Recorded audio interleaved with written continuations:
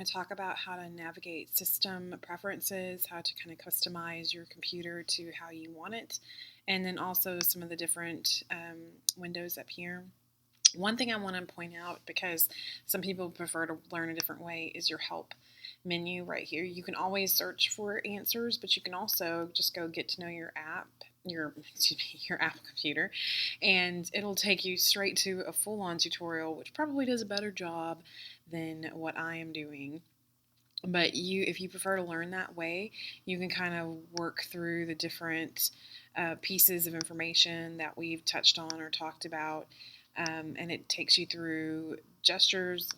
We mentioned it'll take you through, surfing on the internet, notifications. So you can definitely check that out. One thing I haven't really talked about yet is this red circle means exit, yellow is minimize, and then the green is full screen if you want to make it full screen. And then you can always take it off of full screen by clicking that again. So if you need the help, there you go. Now let's talk about your Apple.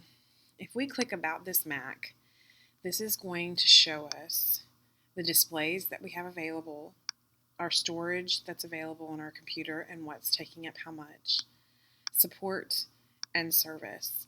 Probably the most useful information is your storage, so that you can kind of see how much you have left and if you need to go through and clean out files, that kind of thing. So that's about this Mac. And then we have our system preferences. This gives you access to all the different things on your computer, the general displays, trackpad, network, so that you can this is your go-to for troubleshooting problems. You can also customize the way your computer actually will look and different settings that you can put into place. And this is one of those things where you just kind of play around with it. You can change your image that's on your backdrop. You can change your screensaver and determine how much time passes before it kicks on. You can show your clock or not show your clock on your screensaver.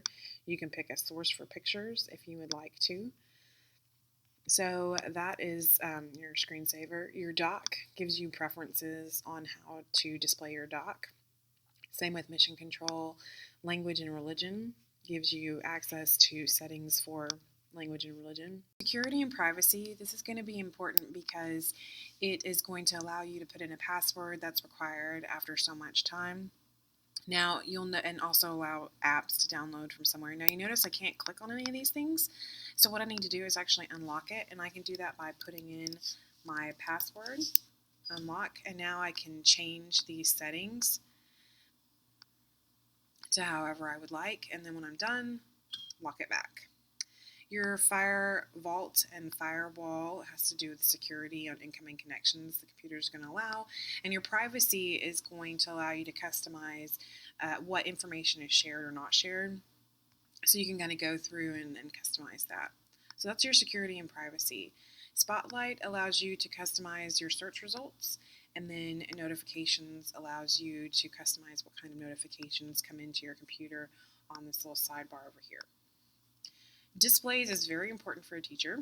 Currently, I have my projector hooked up through my HDMI cord, and you'll notice right here that this is not clicked, which means that my projector is just acting as an extension, excuse me, I can't say the word, to my computer. So what's on my screen right now is not on my projector, and that's the way I prefer to teach, so that I can keep private things open on my computer, but they're not shown or visible to students.